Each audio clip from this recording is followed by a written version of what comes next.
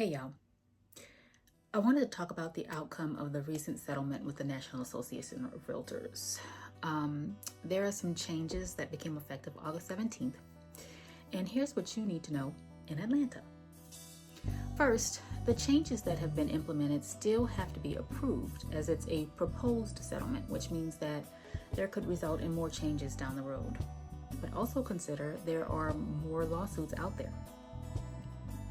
There are three major changes that most buyers and sellers will experience, and they are regarding buyer agency agreements, how co-broker commission is marketed and paid, and additional forms for sellers. Now, if you didn't know, the Metro Atlanta area primarily uses two multiple listing services, FirstMLS and Georgia MLS. Georgia MLS is realtor owned, so in compliance with the NAR settlement, they are removing the compensation fields from the MLS. FirstMLS is not realtor owned and has decided not to remove those fields. However, a lot of brokerages, mine included, are advising their agents not to enter compensation on FirstMLS regardless of this fact. Some brokerages have instructed their listing agents not to offer co-broker commissions at all. What does that mean? Let me first say what it does not mean. It does not mean that the settlement ended buyer broker compensation. What it did was say that the co-broker compensation can't be communicated via the multiple listing service. It can still be offered, but can only be advertised off MLS. So on the agent's website, on their social media, on mailers, etc. But be prepared, as there will be some sellers that will not agree to pay buyer broker commission. As a result of this, there are some changes in how buyers and sellers will have to do things, because now, in most cases, buyers and their agents will not know what, if any, compensation is being offered on a particular house before a showing or an offer. This affects a buyer greatly, as it matters whether you will have to cover the agent commission on a particular house or not. This info used to be plainly visible. Now for sellers, their agents will be asking them how they want the co-broker commission to be handled, whether the listing agent will split what they are receiving from the seller, or if the seller will contribute it directly.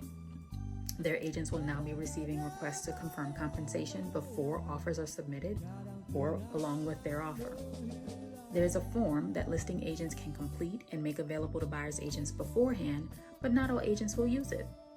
So offers will now have broker compensation as a separate exhibit in the contract. For buyers, be prepared for these topics in your buyer consult. In one of my earlier videos, I advised that you will be asked to sign a brokerage agreement before seeing houses.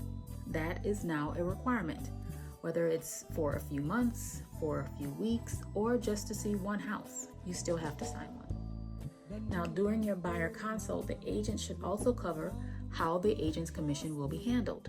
So, not only will we be verifying you have a valid pre-approval and having you sign an agent agreement before showing homes, but also that you are willing and able to pay buyer's agent commission in the event the seller is not. Additionally, your agent can only receive the amount you agree to on your agency agreement, no more. So, if the seller or listing agent is willing to pay 4%, but you only agreed for your agent to receive 3%, your agent will only get 3%. If the seller is willing to pay 2% and you agreed to pay 3%, you will only have to pay 1% because the seller is covering the rest. So what if you don't have the funds to cover your agent's commission?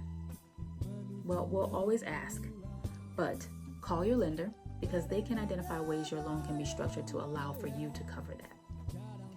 Now, this is a big change. In the past, while it was always negotiable, it wasn't really a question if a seller would pay the co-broker commission, just how much they were willing to pay. Right, wrong, or indifferent, these changes are going into effect, and buyers need to be prepared to cover their down payment, their closing costs, inspections, and their broker's commission. You may ask, can't a buyer go straight to the listing agent to submit an offer? Sure you can. But do you think they're going to negotiate in your best interest when they are contractually obligated to the seller? Also, do you think that they are going to work for you for free?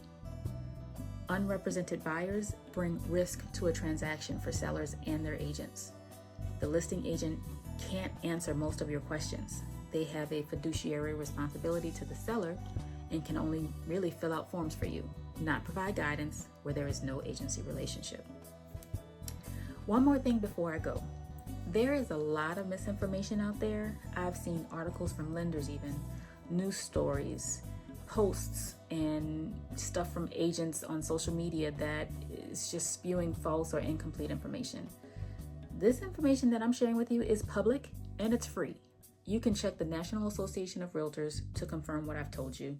I'll include a link in the comments. Please feel free to ask me any questions that you have about it. That's it for today. I'm Allie Harris, real estate professional. Have a great day.